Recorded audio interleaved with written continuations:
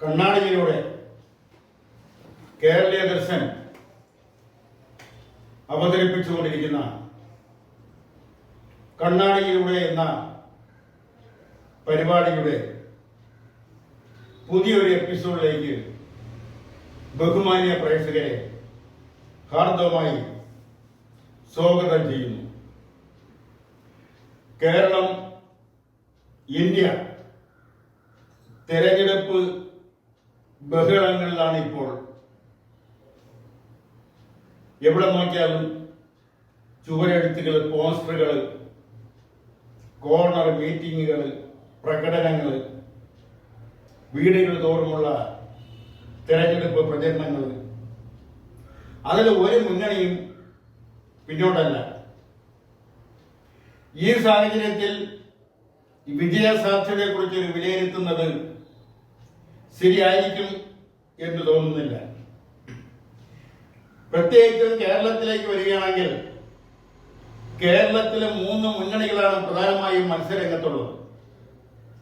ഈ 3 മുന്നണികളും തമ്മിൽ വോട്ടിംഗ് ശതമാനത്തിൽ വലിയ വ്യത്യാസമൊന്നുമില്ല എന്ന് പറയേണ്ടി വരും.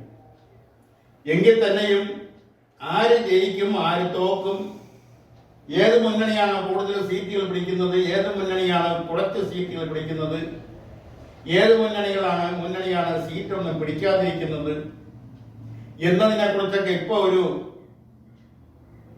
വിലയിരുത്തൽ, ഒരു ശാസ്ത്രീയ കാഴ്ചപ്പാടിലൂടെയുള്ള വിലയിരുത്തൽ അപ്രസക്തമാണ്. അതുകൊണ്ട് അത് തൽക്കാലം വിട്ടുകൊണ്ട് ഇന്നത്തെ രാഷ്ട്രീയ ദുരന്തം എന്ന് പറയുന്നത് ശക്തിയില്ലാത്ത പ്രതിപക്ഷമാണ്. അത് കേന്ദ്രത്തിലായാലും കേരളത്തിലായാലും ശക്തിയില്ലാത്ത പ്രതിപക്ഷമാണ് നിലവിലുള്ളത്. കേന്ദ്ര സർക്കാരിനെതിരെ രൂക്ഷമായ പാർശ്വയിൽ കേന്ദ്ര സർക്കാരിനെ പാർലമെന്റിൽ ആക്രമിക്കാൻ ശക്തിയുള്ള, കെൽപ്പുള്ള, രാഷ്ട്രീയ പരിജ്ഞാനമുള്ള ഒരു നേതൃത്വം പ്രതിപക്ഷ നിരയിൽ ഉണ്ടോ എന്ന് ചോദിച്ചാൽ ഇല്ല എന്ന് ഉത്തരം പറയുന്നതിൽ തെറ്റുണ്ടെന്ന് തോന്നുന്നില്ല. ആ ഒരു അവസ്ഥ തന്നെയാണ് കേരളത്തിന്റെയും സ്ഥിതി. കേരളത്തിൽ ശക്തമായ ഒരു പ്രതിപക്ഷമുണ്ടോ എന്ന് ചോദിച്ചാൽ ഇല്ല എന്നാണ് ഉത്തരം. പിന്നെ ചിലതെല്ലാം കാട്ടിക്കൂട്ടുന്നുണ്ട്. അത് അതിൻ്റെതായ നിലവാരത്തിൽ വളരെ കാര്യക്ഷമമായി ഒന്നും ചെയ്യാൻ കഴിയുന്നില്ല എന്നുള്ളതാണ് വസ്തുത. ശക്തമായ പ്രതിപക്ഷത്തിന് മാത്രമേ ഭരണകക്ഷി, സർക്കാർ, ഭരണകൂടം, ആ ഭരണകൂടം ഏതെങ്കിലും നിലയിൽ തെറ്റായ വഴിയിലേക്ക് സഞ്ചരിച്ചാൽ, തെറ്റായ നിർദ്ദേശങ്ങൾ ജനങ്ങൾക്ക് നൽകിയാൽ, തെറ്റായ പ്രവൃത്തികൾ ചെയ്താൽ, ഭാവി തലമുറയ്ക്ക് ദോഷം വരുന്ന നിലയിലുള്ള പ്രവൃത്തികളിലേക്ക് ഏർപ്പെട്ടാൽ അതിനെയൊക്കെ തിരുത്തണമെങ്കിൽ, അതിനെയെല്ലാം മുളയിലെ നുള്ളണമെങ്കിൽ ശക്തമായ പ്രതിപക്ഷം അനിവാര്യമാണ്. അതില്ലാത്തതാണ് കേരളത്തിലായാലും അത് ഇന്ത്യയിലായാലും ഒരു രാഷ്ട്രീയ ദുരന്തം എന്ന് പറയാനുണ്ടായ കാരണം. ഇന്ത്യയിൽ ആദ്യമായി ഒരു ലൈവിൽ നിൽക്കുന്ന ഒരു മുഖ്യമന്ത്രിയെ അറസ്റ്റ് ചെയ്ത് ജയിലിലടയ്ക്കുന്നത് ഡൽഹി മുഖ്യമന്ത്രിയാണ്, കെജ്രിവാളിനെ, ആനന്ദ് കെജ്രിവാൾ. ഇതിനു മുമ്പ് മുഖ്യമന്ത്രിയെ ജയിലിലടക്കുകയും ജയിലിൽ മുഖ്യമന്ത്രിയായി തുടരുകയും ചെയ്യുന്ന ഒരു കീഴ്വഴക്കം നാളിതുവരെ ഇന്ത്യയിലെ ഒരു സംസ്ഥാനങ്ങളിലും ഉണ്ടായിട്ടില്ല. ആ ഒരു രാഷ്ട്രീയ സാഹചര്യം ഡൽഹിയിൽ ഊരിത്തിരിഞ്ഞു വരാനും അതിനെ പ്രതിപക്ഷ കക്ഷികളെല്ലാം തന്നെ പിന്തുണയ്ക്കാനും ഉണ്ടായ രാഷ്ട്രീയ സാഹചര്യം, അത് വരും രാഷ്ട്രീയ തലമുറ, രാഷ്ട്രീയ വിദ്യാർത്ഥികൾ, ചരിത്ര വിദ്യാർത്ഥികൾ വിലയിരുത്തട്ടെ, അവർക്ക് വേണ്ടി തൽക്കാലം അത് വിടുന്നു. പുറത്തു വരുന്ന റിപ്പോർട്ടുകൾ ഒന്നും സുഖകരമല്ല. പുറമേ കാണുന്നതല്ല അകത്ത് കാണുന്നത്. ആ അകത്ത് കാണുന്ന ചില ആരോപണങ്ങൾ അത് സത്യസന്ധമായാലും അല്ലെങ്കിലും ആ ആരോപണങ്ങൾ പെട്ടെന്ന് തള്ളിക്കളയാനാവില്ല. ആ ആരോപണങ്ങൾ നിലനിൽക്കുന്നത് കൊണ്ടാവാം ഡൽഹി മുഖ്യമന്ത്രി ആനന്ദ് കെജ്രിവാളിനെ വീണ്ടും ജയിലിലടയ്ക്കുകയും റിമാൻഡ് കാലാവധി നീട്ടുകയും ചെയ്യുന്നത്. ഇപ്പോൾ അദ്ദേഹത്തെ അടച്ചിരിക്കുന്നത് തീഹാർ ജയിലിലാണ്, പ്രസിദ്ധമായ തീഹാർ ജയിൽ. ഇന്ത്യയിലെ പ്രമുഖ രാഷ്ട്രീയ നേതാക്കളെയും കുപ്രസിദ്ധ കുറ്റവാളികളെയും പല കാലഘട്ടങ്ങളിലായി അടയ്ക്കപ്പെട്ട തീഹാർ ജയിൽ. അങ്ങനെയുള്ള തീഹാർ ജയിലിലാണ് വളരെയധികം നിഗൂഢതകൾ നിലനിൽക്കുന്ന തീഹാർ ജയിലിലാണ് കെജ്രിവാളിനെ അടച്ചിരിക്കുന്നത്. നിഗൂഢതകൾ എന്ന് പറയുന്നത് വർഷങ്ങൾക്ക് മുമ്പ് കേരളത്തിലെ ഒരു വ്യവസായി, അദ്ദേഹത്തിന് കേരളത്തിലെ ഒരു പോലീസ് സ്റ്റേഷനുകളിലും ഒരു പെറ്റി കേസ് പോലും നിലവിലില്ല. ഒരു കോടതി കേരളത്തിലെ ഒരു കോടതിയിലും അദ്ദേഹത്തിന്റെ പേരിൽ ഒരു കേസില്ല. എങ്കിലും അദ്ദേഹത്തെ തീഹാർ ജയിലിൽ അടയ്ക്കപ്പെട്ടു. വെള്ളത്തിൽ കിടക്കുന്ന ഒരു മീനിനെ പിടിച്ച് കരക്കിടുന്നത് പോലെയായിരുന്നു അദ്ദേഹത്തെ തീഹാർ ജയിലിലെ സിമന്റ് തറയിലിട്ടിരുന്നത്. അദ്ദേഹത്തിന് അര ഗ്ലാസ് പച്ചവെള്ളം കൊടുക്കുന്നതിന് എനിക്ക് 75 രൂപ കൈക്കൂലി കൊടുക്കേണ്ടി വന്നു എന്ന് പറഞ്ഞത് അദ്ദേഹത്തിന്റെ ഭാര്യ ലീനാപിള്ളയാണ്. ഈ ഒരു സാഹചര്യത്തിൽ അദ്ദേഹം രാജംപിള്ള, ബ്രിട്ടാനിയ രാജംപിള്ള എന്ന് പറയുന്ന വ്യവസായി, അദ്ദേഹത്തിന്റെ വ്യവസായ സാമ്രാജ്യം സിംഗപ്പൂരായിരുന്നു. കൊല്ലക്കാരനായ ബ്രിട്ടാനിയ രാജംപിള്ള അങ്ങനെ തീഹാർ ജയിലിൽ വെച്ച് മരിക്കുകയോ കൊല്ലപ്പെടുകയോ ചെയ്തു. മരിച്ചു എന്നതാണ് ഔദ്യോഗികമായി വരുന്ന റിപ്പോർട്ടുകൾ. അത് ശരിയായിരിക്കാം. അപ്പൊ ആ തീഹാർ ജയിലിന്റെ പ്രത്യേകതകളെ കുറിച്ച് പറഞ്ഞപ്പോൾ ഇത് പറഞ്ഞു എന്ന് മാത്രം. കേരളത്തിലെ ഒരു കേന്ദ്രമന്ത്രിയുടെ സഹധർമ്മിണിയെ, പത്നിയെ, ശ്രീ എസ് കൃഷ്ണകുമാറിന്റെ കേന്ദ്രമന്ത്രിയായിരുന്ന എസ് കൃഷ്ണകുമാറിന്റെ പത്നിയെ, ഉഷാ കൃഷ്ണകുമാറിനെ അടച്ചതും തീഹാർ ജയിലിലാണ്. അങ്ങനെ പല എടുത്തെടുത്ത് പറയുകയാണെങ്കിൽ പല പേരുകളും പറയാനുണ്ട്. അങ്ങനെയുള്ള തീഹാർ ജയിലിലാണ് ഇപ്പോൾ കെജ്രിവാളിനെയും റിമാൻഡ് ചെയ്തിരിക്കുന്നത്. അദ്ദേഹത്തിന്റെ കേസ് എങ്ങനെയായിരിക്കും മുന്നോട്ട് പോവുക, അദ്ദേഹത്തിന് എങ്ങനെയായിരിക്കും ജാമ്യം കിട്ടുക, ജാമ്യം കിട്ടിയാൽ അദ്ദേഹം എങ്ങനെയാണ് പുറത്തു വരിക എന്നതിനെ കുറിച്ചെല്ലാം വരും ദിവസങ്ങളിലെ രാഷ്ട്രീയ ഭാരതം, ഒരുപക്ഷെ ഭാരതത്തിനപ്പുറം ഇന്ത്യക്ക് അപ്പുറമുള്ള രാഷ്ട്രീയ കേന്ദ്രങ്ങൾ ചർച്ച ചെയ്യുകയും അതെല്ലാം ജാഗ്രതയോടെ നോക്കിക്കണ്ടുകൊണ്ടിരിക്കുന്ന ഒരു കാലഘട്ടത്തിലൂടെയാണ് ഈ തെരഞ്ഞെടുപ്പ്, ഇന്ത്യയുടെ തെരഞ്ഞെടുപ്പ്, ഇന്ത്യ ആര് ഭരിക്കണമെന്ന തീരുമാനിക്കുന്ന ലോകസഭാ തെരഞ്ഞെടുപ്പ് നടക്കാൻ പോകുന്നു. അത് കേരളത്തിലെ 20 ലോകസഭകളിലേക്കുമുള്ള തെരഞ്ഞെടുപ്പാവട്ടെ ഈ മാസം 26-ാം തീയതിയാണ് നടക്കുന്നത്. കേരളത്തിലെ എല്ലാ പാർലമെന്റ് മണ്ഡലത്തിലും 3 മുന്നണികളും ഒപ്പത്തിനൊപ്പം നിൽക്കുന്ന കാഴ്ചയാണ് ഇന്ന് ഏറെക്കുറെ കണ്ടുകൊണ്ടിരിക്കുന്നത്.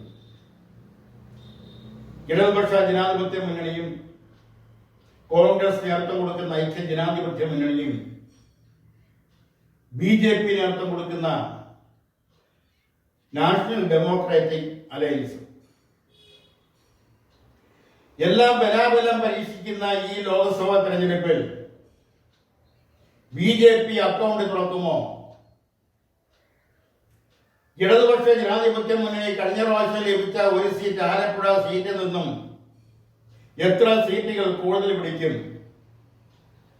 ഐക്യ ജനാധിപത്യ മുന്നണി എത്ര കഴിഞ്ഞ പ്രാവശ്യം ലഭിച്ചതിനേക്കാൾ 19 സീറ്റുകൾ കഴിഞ്ഞ പ്രാവശ്യം ലഭിച്ചുവെങ്കിൽ അതിൽ നിന്നും എത്ര പുറകോട്ട് പോകും? മുസ്ലിം ലീഗിന് അവരുടെ കുത്തക സീറ്റായ 2 സീറ്റ് ഇപ്രാവശ്യം നിലനിർത്താൻ കഴിയോ എന്നെല്ലാം തീരുമാനിക്കുന്ന ദിവസമാണ് ഈ മാസം 26-ാം തീയതി. അതിന്റെ തെരഞ്ഞെടുപ്പ് ഫലം അറിയാൻ വേണ്ട ഒരു 40 ദിവസം കൂടി കാത്തിരിക്കണം. ഈ സാഹചര്യത്തിലാണ് ഇന്ത്യൻ രാഷ്ട്രീയത്തെ, കേരള രാഷ്ട്രീയത്തെയുമൊക്കെ വിലയിരുത്തുന്നത്. കേരള രാഷ്ട്രീയത്തിന്റെ തലസ്ഥാന നഗരിയിൽ 3 മുന്നണികളുടെയും സ്ഥാനാർത്ഥികൾ മോശക്കാരല്ല. ഐക്യ ജനാധിപത്യ മുന്നണിയുടെ സിറ്റിംഗ് MP ശശി തരൂർ, അദ്ദേഹം ഐക്യരാഷ്ട്രസഭയുടെ നേതൃത്വ നിരയിൽ ഉണ്ടായിരുന്ന ആളാണ്. അവിടെ നിന്നാണ് തിരുവനന്തപുരം ലോകസഭയിൽ വന്ന് തെരഞ്ഞെടുപ്പിൽ മത്സരിക്കുകയും ഐക്യ ജനാധിപത്യ മുന്നണിയുടെ കോൺഗ്രസിന്റെ സ്ഥാനാർത്ഥിയായി മത്സരിക്കുകയും വിജയിക്കുകയും ചെയ്യുന്നത്. അതിനുശേഷം അദ്ദേഹം തോൽവി അറിഞ്ഞിട്ടില്ല. ഇപ്രാവശ്യവും അദ്ദേഹം സജീവമായി തന്നെ രംഗത്തുണ്ട്. അതോടൊപ്പം തന്നെ ഇടതുപക്ഷ ജനാധിപത്യ മുന്നണിയുടെ സ്ഥാനാർത്ഥി CPIയുടെ കേന്ദ്ര എക്സിക്യൂട്ടീവ് കൗൺസിൽ അംഗം തിരുവനന്തപുരത്തെ ഒരിക്കൽ ലോകസഭയിൽ പ്രതിനിധീകരിച്ച ശ്രീ പന്ന്യൻ രവീന്ദ്രൻ രാഷ്ട്രീയ പരിജ്ഞാനത്തിൽ മറ്റാരേക്കാളും മുന്നിൽ നിൽക്കുന്ന ആളാണ്. രാഷ്ട്രീയ പ്രവർത്തന പരിജ്ഞാനത്തിൽ മറ്റ് സ്ഥാനാർത്ഥികളെ വഴിച്ച് വളരെ മുന്നിൽ നിൽക്കുന്ന ആളാണ് ശ്രീ പന്ന്യൻ രവീന്ദ്രൻ. മറ്റൊന്ന് NDAയുടെ സ്ഥാനാർത്ഥി BJPയുടെ മുൻ കേന്ദ്രമന്ത്രി, വേണമെങ്കിൽ മുതിർന്ന പത്രപ്രവർത്തകൻ എന്നും പറയാം, ശ്രീ രാജീവ് ചന്ദ്രശേഖർ. 3 പേരും എല്ലാ വിധത്തിലും സജീവമായി ഇഞ്ചോടിഞ്ച് തിരുവനന്തപുരം ലോകസഭാ മണ്ഡലത്തിൽ ഏറ്റുമുട്ടുമ്പോൾ തിരുവനന്തപുരം ലോകസഭയിലെ സമ്മതിദായകർ, ഇവർ ഈ 3 പേരിൽ ആരെയാണ് ലോകസഭയിലേക്ക് അയക്കുക എന്നുള്ളത് ഇന്നത്തെ സാഹചര്യത്തിലെ പ്രവചന അതീതമാണ്. പല അത്ഭുതങ്ങളും സംഭവിച്ച മണ്ഡലമാണ് തിരുവനന്തപുരം ലോകസഭാ മണ്ഡലം. 1952-ൽ പ്രഥമ ലോകസഭയിലേക്ക് തിരുവനന്തപുരം ലോകസഭയിൽ നിന്നും തിരഞ്ഞെടുക്കപ്പെട്ട കോൺഗ്രസ് ടിക്കറ്റിൽ മത്സരിച്ച ശ്രീമതി ആനി മസ്കൈനെയാണ്. അതിനുശേഷം കമ്മ്യൂണിസ്റ്റ് ആചാര്യൻ, കേരളത്തിലെ കമ്മ്യൂണിസ്റ്റ് പ്രസ്ഥാനത്തിന്റെ നെടുന്തൂണായ സ്ഥാപക നേതാക്കളിൽ ഒരാളായ ശ്രീ MN ഗോവിന്ദൻ നായരെ, നീല ലോഹിതദാസ് എന്ന് പറയുന്ന ഒരു ചെറുപ്പക്കാരൻ തോൽപ്പിച്ച ചരിത്രവും തിരുവനന്തപുരം പാർലമെന്റിനുണ്ട്. ഇങ്ങോട്ട് കടന്നു വന്നാൽ ശ്രീ ONV കുറുപ്പിനെ, പ്രൊഫസർ ONV സാറിനെ തോൽപ്പിച്ച ചരിത്രവും തിരുവനന്തപുരത്തിനുണ്ട്. അദ്ദേഹം തോറ്റത് അദ്ദേഹത്തിന്റെ പാണ്ഡിത്യവുമായി താരതമ്യപ്പെടുത്തുമ്പോൾ എത്രയോ അകലെ നിൽക്കുന്ന ഒരാളാണ് ശ്രീ ONV സാറിനെ തോൽപ്പിച്ചത്. പിന്നെ ഇങ്ങോട്ട് കടന്നു വന്നാൽ ഇടതുപക്ഷ ജനാധിപത്യ മുന്നണി സ്ഥാനാർത്ഥിയുടെ പ്രതിനിധിയായി വിജയക്കൊടി പാലിച്ചത് ശ്രീ KV സുരേന്ദ്രനാഥാണ്. ആർക്കും യാതൊരുവിധ കറപ്ഷനും പറയാനില്ലാത്ത ഒരു ഗാന്ധിയനായ, ഒരു കമ്മ്യൂണിസ്റ്റ് സന്യാസിയായ, രാഷ്ട്രീയ സന്യാസിയായ ശ്രീ KV സുരേന്ദ്രനാഥിനെയാണ് തിരുവനന്തപുരം പാർലമെന്റ് ലോകസഭയിലേക്ക് അയച്ചത്. അതിനുശേഷം പിന്നെ ഇടതുപക്ഷ ജനാധിപത്യ മുന്നണിയുടെ പ്രതിനിധിയായി ലോകസഭയിൽ എത്തുന്നത് ശ്രീ പന്ന്യൻ രവീന്ദ്രനാണ്. പന്ന്യൻ രവീന്ദ്രൻ വിജയിച്ച തെരഞ്ഞെടുപ്പിലുള്ള പ്രത്യേകത എന്ന് പറയുന്നത് കോൺഗ്രസിന്റെ നേതൃത്വവുമായി തെറ്റിപ്പിരിഞ്ഞ് കോൺഗ്രസിന്റെ അതികായനായ ശ്രീ K കരുണാകരൻ, അദ്ദേഹത്തിന്റെ മക്കളും അനുയായികളും ചേർന്ന് പുതിയൊരു രാഷ്ട്രീയ പാർട്ടിക്ക് രൂപം കൊടുത്തു. DIC, democratic Indira Congress, DIC. ആ DIC അന്ന് പന്ന്യൻ രവീന്ദ്രന് അനുകൂലമായ നിലപാട് അതും ശക്തമായ നിലപാട് എടുത്തത് കൊണ്ടുകൂടിയ ആവാം പന്ന്യൻ രവീന്ദ്രൻ ഇടതുപക്ഷ സ്ഥാനാർത്ഥിയുടെ പ്രതിനിധിയായി ഇടതുപക്ഷത്തിന്റെ പ്രതിനിധിയായി ലോകസഭയിൽ എത്താൻ കഴിഞ്ഞത്. അങ്ങനെ ഇങ്ങോട്ട് പരസ്പര വിരുദ്ധമായ തീരുമാനങ്ങൾ എടുത്തിട്ടുള്ള ഒരു മണ്ഡലമാണ്, ഒരു ലോകസഭാ നിയോജക മണ്ഡലമാണ് തിരുവനന്തപുരം ലോക്സഭാ മണ്ഡലം. അതൊരു കോൺഗ്രസ് അനുഭവമുള്ള മണ്ഡലമാണ്. ഇപ്പോഴും രാജകുടുംബത്തിന് സ്വാധീനമുള്ള ഒരു മണ്ഡലമാണ്. നിരവധി ഗൂണ്ടാ സംഘങ്ങളുള്ള ഒരു ലോക്സഭാ നിയോജക മണ്ഡലമാണ്. ഭരണത്തിന്റെ സ്ഥിരാകേന്ദ്രം സെക്രട്ടേറിയറ്റ് നിലനിൽക്കുന്ന നിയോജക മണ്ഡലമാണ്. പലതും കണ്ടും അറിഞ്ഞും പല ഭരണ മാറ്റങ്ങളും കണ്ടും കേട്ടും അറിഞ്ഞ് മുന്നോട്ട് വന്ന സമ്മതിദായകർ പാർക്കുന്ന താമസിക്കുന്ന ഒരു നിയോജക മണ്ഡലമാണ് തിരുവനന്തപുരം നിയോജക മണ്ഡലം. ആ നിയോജക മണ്ഡലത്തിൽ ആര് ജയിക്കുമെന്ന് തെരഞ്ഞെടുപ്പ് കഴിഞ്ഞത് ഫലം വരുന്നവരെ കാത്തിരിക്കേണ്ടിയിരിക്കുന്നു. തൊട്ടടുത്ത് കിടക്കുന്ന ആറ്റിങ്ങൽ ലോക്സഭാ മണ്ഡലം, ആ മണ്ഡലത്തിന്റെ ആദ്യ പേര് ചിറയൻകീഴ് ലോക്സഭാ മണ്ഡലം എന്നാണ്. അവിടെയും പലപ്പോഴും അത്ഭുതങ്ങൾ സൃഷ്ടിച്ചിട്ടുണ്ട്. കോൺഗ്രസിന്റെ ആധികാരികനായിരുന്ന കേരള രാഷ്ട്രീയത്തിന്റെ ഭീമാചാര്യനായിരുന്ന ശ്രീ ആനന്ദശങ്കരെ ഒരിക്കൽ തോൽപ്പിച്ചത് കെ അനിരുദ്ധൻ എന്ന് പറയുന്ന ഒരു ചെറുപ്പക്കാരനാണ്. ആ കെ അനിരുദ്ധന്റെ മകൻ സമ്പത്ത് 2 പ്രാവശ്യം അതിനുശേഷം ചിറയൻകീഴ് പാർലമെന്റിലെ ലോക്സഭാംഗമായി. പിന്നെ ഇങ്ങോട്ട് അനിരുദ്ധനെ പരാജയപ്പെടുത്തിയത് 1977 ശ്രീ വയലാരവിയാണ്. വയലാരവി എന്ന നന്നേ ചെറുപ്പമാണ്, യൂത്ത് കോൺഗ്രസിലൂടെ വളർന്നു വന്ന നേതാവ്. പിന്നെ അതിനുശേഷം തലേക്കുന്ന് ബഷീർ വിജയിച്ചു. വർക്കല രാധാകൃഷ്ണൻ വിജയിച്ചു. സുശീല ഗോപാലൻ വിജയിച്ചു. അങ്ങനെ മാറിയും തിരഞ്ഞും ഇടതുപക്ഷത്തെയും വലതുപക്ഷത്തെയും ജയിപ്പിച്ചിട്ടുള്ള നിയോജക മണ്ഡലമാണ് ചിറയൻകീഴ് പാർലമെന്റ്, ഇന്നത്തെ ആറ്റിങ്ങൽ പാർലമെന്റ് നിയോജക മണ്ഡലം. ഇന്നവിടെ മത്സരിക്കുന്നത്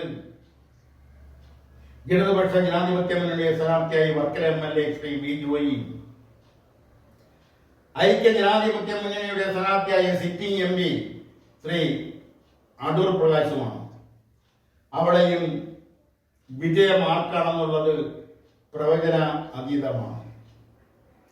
തൊട്ടടുത്ത് കിടക്കുന്ന 2 മണ്ഡലങ്ങളാണ് കൊല്ലവും മാവേലിക്കരയും. മാവേലിക്കര കഴിഞ്ഞ ഏതാനും പ്രാവശ്യം വിജയിച്ചുകൊണ്ടിരിക്കുന്നത് ശ്രീ കൊടുക്കുന്നിൽ സുരേഷാണ്. അതൊരു സംവരണ മണ്ഡലം കൂടിയാണ്. തൊട്ടിപ്പുറത്ത് നിൽക്കുന്ന കൊല്ലം പാർലമെന്റ് 1900 പ്രഥമ ലോകസഭയിൽ RSPയുടെ സമുന്നത നേതാവായിരുന്ന ശ്രീകണ്ഠൻ നായരെ ലോകസഭയിൽ എത്തിച്ച മണ്ഡലം. അതിനുശേഷം പലപ്പോഴും അവിടെ നിന്ന് കൊല്ലത്തെ പ്രതികരിച്ച് ലോകസഭയിൽ എത്തിയത് ശ്രീകണ്ഠൻ നായരാണ്. അതിനുശേഷം ബേബി ജോൺ, RSPയുടെ മറ്റൊരു നേതാവായ ബേബി ജോൺ ലോകസഭയിലേക്ക് മത്സരിച്ച് വിജയിച്ചിട്ടുണ്ട്. കൃഷ്ണകുമാർ, കോൺഗ്രസിലെ കൃഷ്ണകുമാർ അവിടെ നിന്ന് വിജയിച്ച് ലോകസഭയിൽ എത്തിയിട്ടുണ്ട്. അതിനുശേഷം പി രാജേന്ദ്രൻ, CPIMന്റെ MLA പി രാജേന്ദ്രൻ വിജയിച്ചിട്ടുണ്ട്. പ്രേമേന്ദ്രൻ 2 പ്രാവശ്യം അവിടെ നിന്ന് വിജയിച്ച് ലോകസഭയിൽ എത്തിയിട്ടുണ്ട്. ഇപ്പോൾ അവിടെ പ്രേമചന്ദ്രനോടൊപ്പം തന്നെ നടൻ കൊല്ലം MLA M മുകേഷ് ഇടതുപക്ഷ ജനാധിപത്യ മുന്നണി സ്ഥാനാർത്ഥിയായി മത്സരിക്കുന്നു. NDAയുടെ സ്ഥാനാർത്ഥിയായി നടൻ കൃഷ്ണകുമാർ മത്സരിക്കുന്നു. എല്ലാവരും ഒപ്പത്തിനൊപ്പം നിൽക്കുന്ന ഇന്നത്തെ രാഷ്ട്രീയ തെരഞ്ഞെടുപ്പ് ഗോതയിൽ ആര് ജയിക്കുമെന്നുള്ളത് തിരുവനന്തപുരം ആറ്റിങ്ങൽ പാർലമെന്റ് മണ്ഡലങ്ങളിലെ പോലെ തന്നെ, അല്ലെങ്കിൽ മാവേലിക്കര മണ്ഡലത്തെ പോലെ തന്നെ കൊല്ലം മണ്ഡലവും ഇന്ന് പ്രവചന അതീതമാണ്. എല്ലാ മണ്ഡലങ്ങളിലേക്ക് കടക്കാനുള്ള സമയം ഇല്ലാത്തത് കൊണ്ട് ഇവിടെ ഈ തെരഞ്ഞെടുപ്പിനെ കുറിച്ചുള്ള അവലോകനം ഇവിടെ നിർത്തിക്കൊണ്ട് കഴിഞ്ഞ ദിവസം റിസർവ് ബാങ്കിന്റെ ഇതിനു മുമ്പ് പലപ്പോഴും റിസർവ് ബാങ്ക് പരസ്യം ചെയ്തിട്ടുള്ളതും മുന്നറിയിപ്പ് ചെയ്തിട്ടുള്ളതുമായ ഒരു കാര്യത്തിലേക്ക് വീണ്ടും വിരൽ ചൂണ്ടുകയാണ്. കേരളത്തിലെ സഹകരണ ബാങ്കുകൾ, ആ സഹകരണ ബാങ്കുകളിൽ നിന്ന് ആ ബാങ്കുകൾക്ക് പേരിടാൻ നിയമമില്ലാത്തൊരു സാഹചര്യം. സഹകരണ ബാങ്ക് എന്ന് പേരിടാൻ പറ്റില്ല, സഹകരണ സംഘങ്ങൾ എന്നേ പേരിടാൻ പറ്റും. അത് പലപ്പോഴും റിസർവ് ബാങ്കിന്റെ നിയമവ്യവസ്ഥയ്ക്ക് വിരുദ്ധമാണ്. അത് പലപ്പോഴും റിസർവ് ബാങ്ക് മുന്നറിയിപ്പ് കൊടുത്തിട്ടുള്ളതാണ്. എങ്കിലും പല ബഹുഭൂരിപക്ഷം 90% സഹകരണ ബാങ്കുകളും റിസർവ് ബാങ്കിന്റെ അല്ലെങ്കിൽ നിയമവിരുദ്ധമായിട്ടാണ് ആ പേര്, ബാങ്ക് എന്ന പേര് ഉപയോഗിക്കുന്നത്. അത് താക്കീത് എന്ന നിലയിൽ റിസർവ് ബാങ്ക് വീണ്ടും ആ പേര് മാറ്റണമെന്ന് ആവശ്യപ്പെട്ടിരിക്കുകയാണ്. മാത്രമല്ല, അവരുടെ ഡിപ്പോസിറ്റിനെ കുറിച്ച്, അതുമായി ബന്ധപ്പെട്ടുള്ള കാര്യങ്ങളെ കുറിച്ചെല്ലാം ഇന്നലത്തെ പത്രങ്ങളിൽ റിസർവ് ബാങ്ക് ഏറെക്കുറെ വിശദമായി തന്നെ പരസ്യം നൽകിയിട്ടുണ്ട്. എങ്കിലും നമ്മുടെ ജനം അല്പം പലിശ കൂട്ടിക്കിട്ടുമെന്നുള്ള ഒറ്റ കാരണത്താൽ ഡിപ്പോസിറ്റ് ഇടാൻ, പൈസ കയ്യിൽ വന്ന ഡിപ്പോസിറ്റ് ഇടുന്നതിനെ കുറിച്ച് ആദ്യം ആലോചിക്കുന്നത് തന്റെ തൊട്ടടുത്തുള്ള സഹകരണ സംഘങ്ങളെയാണ്, സഹകരണ ബാങ്കുകളെയാണ്. ഈ സഹകരണ ബാങ്കിന്റെ പേരിൽ എന്തെങ്കിലും നിയമ നടപടികൾ വന്നു കഴിഞ്ഞാൽ ഈ ഡിപ്പോസിറ്റ് തുക നഷ്ടപ്പെട്ടു പോകും എന്നുള്ള കാര്യം ഈ ഡിപ്പോസിറ്റർ ഇപ്പോഴും തിരിച്ചറിയുന്നില്ല എന്നുള്ളതാണ് സത്യം. കേരളത്തിലെ പല ഡിപ്പോസിറ്റർമാരും പലരുടെയും പണം സഹകരണ ബാങ്കുകളിൽ നിക്ഷേപിച്ചിട്ടുള്ള പല പണങ്ങളും നഷ്ടപ്പെട്ടുകൊണ്ടിരിക്കുന്നു. പല സഹകരണ സംഘങ്ങളിലെയും സെക്രട്ടറിയെയും പ്രസിഡന്റിനെയും ബോർഡ് മെമ്പർമാരെയും അതുമായി ബന്ധപ്പെട്ടവരെയെല്ലാം എൻഫോഴ്സ്മെന്റ് ഡയറക്ടറേറ്റ് ചോദ്യം ചെയ്യുകയും അറസ്റ്റ് ചെയ്യുകയും ജയിലിലാക്കുകയും ഒക്കെ ചെയ്തുകൊണ്ടിരിക്കുന്ന ഈ ഭൗതിക സാഹചര്യത്തിൽ ഇപ്പോഴും ജനം സഹകരണ ബാങ്കുകളിൽ, സഹകരണ സ്ഥാപനങ്ങളിൽ പണം നിക്ഷേപിക്കുന്ന ഒരു പ്രവണത, ഒരു തെറ്റായ പ്രവണത ഇപ്പോഴും തുറന്നു വന്നുകൊണ്ടിരിക്കുന്നു. അതിന്റെ ദൂഷ്യഫലങ്ങൾ അവർ തന്നെയാവും അനുഭവിക്കേണ്ടത്. ചില പലിശ കൂടുതൽ കിട്ടും, അല്ലെങ്കിൽ തിരുവോണത്തിനും റംസാനും ക്രിസ്തുമസിനും ബോണസ് ലഭിക്കും എന്നുള്ളത്. ഈ ബോണസ് ഒന്നും അക്കൗണ്ടിൽ പെടുന്നതല്ല, മറ്റേതെങ്കിലും വകുപ്പിൽപ്പെടുത്തി കൊടുക്കുന്ന ബോണസാണ്. ഈ തുച്ഛമായ തുകയ്ക്ക് വേണ്ടിയാണ് ഇതെല്ലാം ഈ സാധാരണക്കാരെ സഹകരണ സംഘങ്ങളിൽ പണം നിക്ഷേപിക്കുന്നത്. അവർ റിസർവ് ബാങ്കിന്റെ ജാഗ്രതാ നിർദ്ദേശം തിരിച്ചറിയണമെന്നും അവര് അതിൽ നിന്നെല്ലാം മാറി ചിന്തിക്കണമെന്നുമാണ് ഈ അവസരത്തിൽ സഹകരണ സംഘവുമായി ബന്ധപ്പെട്ട് സഹകരണ സ്ഥാപനങ്ങളിൽ നിക്ഷേപിച്ചവരോട് പറയാനുള്ളത്. അതോടൊപ്പം തന്നെ ഇവിടെ എല്ലാവരും പറയുന്നത്, തെരഞ്ഞെടുപ്പിൽ എല്ലാ രാഷ്ട്രീയക്കാരും പറയുന്നത് വികസനത്തെ കുറിച്ചാണ്. ഇവിടെ എവിടെയാണ് വികസനം? ഒരിക്കലും വികസനം താഴോട്ട് വരുന്നില്ല. പാവപ്പെട്ടവരിലേക്കോ സാധാരണക്കാരിലേക്കോ വികസനം എത്തുന്നില്ല. അതെല്ലാം മേൽത്തട്ടുകളിൽ നിന്നു പോവുകയാണ് ചെയ്യുന്നത്. മാത്രമല്ല, ഒരു MP ഫണ്ടോ ഒരു MLA ഫണ്ടോ ആ ഫണ്ട് അനുവദിച്ച് കിട്ടിക്കഴിഞ്ഞാൽ, അല്ലെങ്കിൽ ഒരു MP ഫണ്ട് അനുവദിച്ച് കിട്ടിക്കഴിഞ്ഞാൽ ആ MP ഫണ്ടിന്റെ 60% നിർമ്മാണ പ്രവർത്തനത്തിലേക്ക് വരുന്നില്ല. ശേഷിക്കുന്ന 30-35% തുക മാത്രമാണ് നിർമ്മാണ പ്രവർത്തനങ്ങളിലേക്ക് ചെലവഴിക്കപ്പെടുന്നത്. ബാക്കി 60% അല്ലെങ്കിൽ 65% തുകയും അനാമത്ത് ചെലവ് എന്ന് പറയുന്നത് നിർമ്മാണ പ്രവർത്തനവുമായി ബന്ധപ്പെട്ട് വരുന്ന അഴിമതികളിലേക്ക്, കൈക്കൂലികളിലേക്ക്, അതുമായി ബന്ധപ്പെട്ട് വരുന്ന മറ്റു ചില കാര്യങ്ങളിലേക്ക് വേണ്ടി ചെലവഴിക്കപ്പെടുകയാണ് ചെയ്യുന്നത്. ഇത് കേരളത്തിന്റെ ഒരു ദുരന്തമാണ്. ലോകത്ത് മറ്റെങ്ങും കാണാത്ത ഒരു ദുരന്തമാണത്. അതുകൊണ്ടാണ് പാലങ്ങളായാലും റോഡുകളായാലും അതുപോലുള്ള മറ്റ് നിർമ്മാണ പ്രവർത്തനങ്ങളായാലും അത് പൂർത്തിയാക്കി അതിന്റെ കാലാവധി കഴിയുന്നതിന് മുമ്പ് പലതും തകർന്നു പോകുന്നത്. ഒരു പാലം തകർന്നിട്ട് വളരെ കാലമാവില്ല. അതുപോലെ തന്നെ റോഡ് നിർമ്മാണം, റോഡിന്റെ മെയിൻ്റനൻസ്, എന്തിന് സെക്രട്ടേറിയറ്റിന്റെ ചുറ്റുമുള്ള നടപ്പാത അത് നന്നാക്കിയാൽ 3 മാസം 90 ദിവസം തികച്ചിരിക്കാറില്ല. അതിനു മുമ്പ് അതിന്റെ ഓടുകളെല്ലാം തറയോടുകളെല്ലാം ഇളകിപ്പോവുകയാണ് പതിവ്. കാരണം അവിടെ ആവശ്യത്തിലുള്ള സിമന്റ് അവർ ഉപയോഗിക്കുന്നില്ല എന്നുള്ളത് തന്നെയാണ് സത്യം. ഇതെല്ലാം മന്ത്രിമാരുടെ മൂക്കിന്റെ കീഴിൽ നടക്കുന്നതാണ്. സെക്രട്ടേറിയറ്റിന്റെ 4 ചുറ്റും നടക്കുന്നതാണ്. സെക്രട്ടേറിയറ്റിന്റെ 4 ചുറ്റുമുള്ള നടപ്പാതകളിൽ നടക്കുന്ന അഴിമതികൾ എത്ര ചെറുതായിക്കൊള്ളട്ടെ, ആ അഴിമതികൾ നിർത്തലാക്കാൻ, ആ അഴിമതികൾ ഇല്ലാതാക്കാൻ കഴിയാത്തവരാണോ കേരളത്തിന്റെ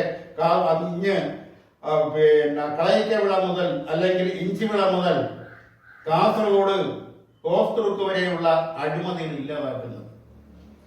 അഴിമതി, കേരളത്തിലെ അഴിമതി പണം ഏതെങ്കിലും കൊമേഴ്സ്യൽ ബാങ്കുകളിൽ നിക്ഷേപിച്ചാൽ അതിന്റെ പലിശ മതിയാവും ഇവിടുത്തെ സർവ്വജനങ്ങൾക്കും, കേരളത്തിലെ മുഴുവൻ ജനങ്ങൾക്കും സൗജന്യ റേഷൻ നൽകാൻ. അത്രയ്ക്ക് അഴിമതിയാണ് ഒരു വർഷം കേരളത്തിൽ നടക്കുന്നത്. അഴിമതിക്കെതിരെ പ്രസംഗിക്കുന്നതിന് ഒരു രാഷ്ട്രീയ പാർട്ടികളും പിന്നിലില്ല. അതുപോലെ തന്നെ വർഗീയതയ്ക്കെതിരെ പ്രസംഗിക്കുന്നു, വർഗീയതയ്ക്കെതിരെ എഴുതുന്നു, വർഗീയതയ്ക്കെതിരെ പ്രവർത്തിക്കുന്നു. എത്ര വർഗീയതയ്ക്കെതിരെ പ്രസംഗിച്ചാലും പ്രവർത്തിച്ചാലും തെരഞ്ഞെടുപ്പ് വരുമ്പോൾ ഇവിടുത്തെ മത മേധാവികളുടെ, സമുദായ നേതാക്കളുടെ വീടുകളിൽ ഇവിടുത്തെ രാഷ്ട്രീയ ഭേദമന്യേ രാഷ്ട്രീയ നേതാക്കൾ കയറി ചെല്ലുന്ന കാഴ്ചയാണ് എത്രയോ പതിറ്റാണ്ടുകളായി കേരളം കണ്ടുകൊണ്ടിരിക്കുന്നത്. അതുകൊണ്ട് നിങ്ങൾക്ക് വർഗീയതയ്ക്കെതിരെ പ്രസംഗിക്കുന്നതിന് എന്താണ് ധാർമ്മികമായ അവകാശം എന്ന് ചോദിച്ചാൽ ധാർമ്മികമായ മറുപടി പറയാൻ ഒരു രാഷ്ട്രീയക്കാർക്കും കഴിയില്ല. ഇതെല്ലാം കേരളത്തിന്റെ ദുരന്തമായി നിലനിൽക്കുകയല്ലാതെ മറ്റ് മാർഗമൊന്നുമില്ല. അതുപോലെ തന്നെ കേരളത്തിന്റെ മറ്റൊരു ദുരന്തം, കേരളത്തിന്റെ 60 ലക്ഷം വരുന്ന സർക്കാർ ജീവനക്കാരാണ്. ഇവർക്കാണ് കാലാകാലങ്ങളിൽ എല്ലാവിധ ആനുകൂല്യങ്ങളുടെയും വർധനവ് നൽകുന്നത്. ഇവരുടെ ഒരു മാസ ശമ്പളം ഒരു ദിവസം തടഞ്ഞു വെച്ചാൽ, പണമില്ലാത്തതിന്റെ പേരിൽ ഒരു ദിവസം തടസ്സപ്പെട്ടാൽ എന്തെല്ലാം കോലാഹലങ്ങളാണ് ഇവിടെ അവർ നടത്തുന്നത്. അതേസമയം 6 മാസത്തിലധികമായി 1600 രൂപ പെൻഷൻ ലഭിക്കേണ്ട ക്ഷയരോഗികള്, ക്യാൻസർ രോഗികള്, കിഡ്നി രോഗികള്, അതുപോലുള്ള വികാരങ്ങര്, 2 കാര്യം ഇല്ലാത്തവര്, 1 കാര്യം മാത്രമുള്ളവര്, ജോലി ജീവിക്കാനുള്ള ആരോഗ്യമില്ലാത്തവർ, ജോലി ചെയ്യാനുള്ള കൈയില്ലാത്തവർ, വിധവകൾക്ക് ലഭിക്കുന്ന പെൻഷൻ, പ്രായപൂർത്തിയായ വയോധികർക്ക് ലഭിക്കേണ്ട 1600 പെൻഷൻ, ഈയിടയ്ക്ക് 90 വയസ്സ് പ്രായമായ ഒരു വയോധിക അവരെ പ്രതീക്ഷാർഹമായി റോഡിന്റെ മധ്യത്ത് ഒരു കസേരയിട്ട് സമരം പ്രഖ്യാപിച്ച ഒരു വയോധികയാണ്. അവർ ആ 6 മാസത്തെ കുടിശ്ശിക നിലനിർത്തിക്കൊണ്ട് തന്നെ അവർ ഈ ലോകത്തോട് യാത്ര പറഞ്ഞു. സാധാരണ അവർക്ക് അത്യാവശ്യം വേണ്ടുന്ന ജീവൻ മരുന്നുകൾ വാങ്ങുന്നത് ഒരുപക്ഷെ ഈ 1600 രൂപ കൊണ്ടാവാം. കടം വാങ്ങുന്ന റേഷൻ സാധനങ്ങൾക്ക് അവർ പണം എത്തിക്കുന്നത് ഈ ക്ഷേമ പെൻഷൻ ലഭിക്കുമ്പോൾ മാത്രമാണ്. അവരെയാണ് അവഹേളിക്കുന്നത്, അവരുടെ പിച്ചച്ചട്ടിയിലാണ് കൈയിട്ട് വരുന്നത്. ഇതിനെ ഒരു കാരണവശാലും ഒരു രീതിശാസ്ത്രം കൊണ്ടും, ഒരു അടവ് കൊണ്ടും, ഒരു തന്ത്രം കൊണ്ടും, ഒരു പ്രത്യയശാസ്ത്രം കൊണ്ടും ന്യായീകരിക്കാൻ കഴിയില്ല. അതുകൊണ്ട് ക്ഷേമ പെൻഷനുകൾ കുടിശ്ശികയുള്ളത് വോട്ടിന് വേണ്ടി കൊടുക്കുന്നതല്ലാതെ അവർക്ക് സമയാസമയങ്ങളിൽ അത് കൊടുക്കാനുള്ള സംവിധാനം ഉണ്ടാകണമെന്ന് ആവശ്യപ്പെട്ടുകൊണ്ട് ഇന്നത്തെ കണ്ണാടിയിലൂടെ എന്ന പരിപാടി ഇവിടെ പൂർത്തിയാക്കാൻ ശ്രമിക്കുകയാണ്. നന്ദി, നമസ്കാരം.